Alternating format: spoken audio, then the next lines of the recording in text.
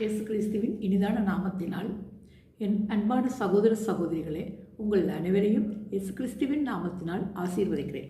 யோவான் 14:27. சமாதானத்தை உங்களுக்கு வைத்து போகிறேன், என்னுடைய சமாதானத்தையே உங்களுக்கு கொடுக்கிறேன். உலகம் கொடுக்கிற பிரகாரம் நான் உங்களுக்கு கொடுக்கிறதில்லை. உங்கள் இதயம் கலங்காமலும் பயப்படாமலும் இருப்பதாக. இதில் ஒன்று நம்ம கவனிக்கக்கூடியதாக இருக்கிறது. உலகம் கொடுக்கிற பிரகாரம் நான் உங்களுக்கு கொடுக்கிறதில்லை, என்னுடைய சமாதானம். ரெண்டு விஷயம் பேசியிருக்கிறோம். அப்போ நம்ம இதை சிந்திக்க வேண்டியது, உலகம் கொடுக்குற பிரகாரத்துக்காக நம்ம ஏசப்பாவை கூப்பிடும்போது நிரந்தரமான சமாதானம் சந்தோஷமும் நமக்கு கிடைக்காது. அப்போ ஏசப்பாவுடைய சமாதானம் என்ன, அது என்ன என்பதை நாங்கள் இங்கே பார்க்கலாம். அதாவது அவர் சொன்ன மத்தேயு மாற்கு லூக்கா யோவானில் சொல்லப்பட்ட கட்டளைகளுக்கு கீழ்ப்படிந்த வாழ்க்கையை பற்றி தான் இங்கே பேசப்பட்டுகிறது. அதனால் அதற்குரியதை பற்றிய சந்தோஷ சமாதானத்தை பற்றி தான் இங்கே சொல்லப்பட்டிருக்கிறது. அதை நாம் என்ன என்பதை வசனத்தின் மூலம் நம்ம பார்த்து கொள்ளலாம். யோவான் 16:5. இப்பொழுது நான் என்னை அனுப்பினவரிடத்தில் போகிறேன், எங்கே போகிறீர்கள் என்று ஒருவனும் என்னை கேட்கவில்லை. ஆனாலும் நான் இவைகளை உங்களுக்கு சொல்கிறேன், உங்கள் இருதயம் துக்கத்தில் நிறைந்திருக்கிறது.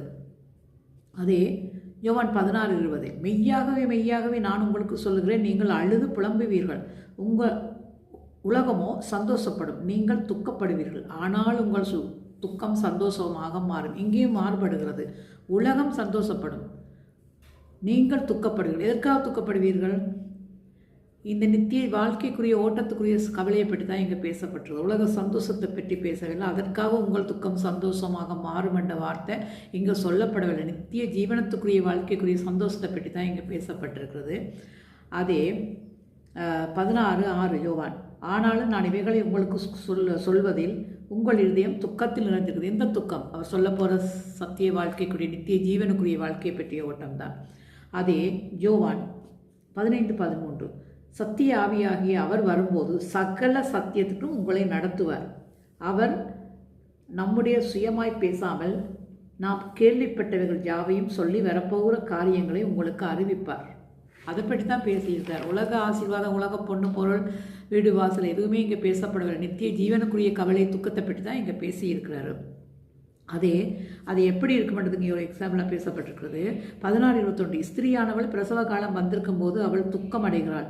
பிள்ளை பெற்ற உடனே ஒரு மனுஷன் உலகத்தில் பிறந்தார் என்று சந்தோஷத்தினால் அப்புறம் உபத்திரவத்தை நினையாள். 16:22. அதுபோல் நீங்களும் துக்கம் அடைந்திருக்கிறீர்கள். நான் மறுபடியும் உங்களை காண்பேன், அப்பொழுது உங்கள் இதயம் சந்தோஷப்படும். உங்கள் சந்தோஷத்தை ஒருவனும் உங்களிடத்தில் எடுத்து போட மாட்டான். அது எப்படிப்பட்ட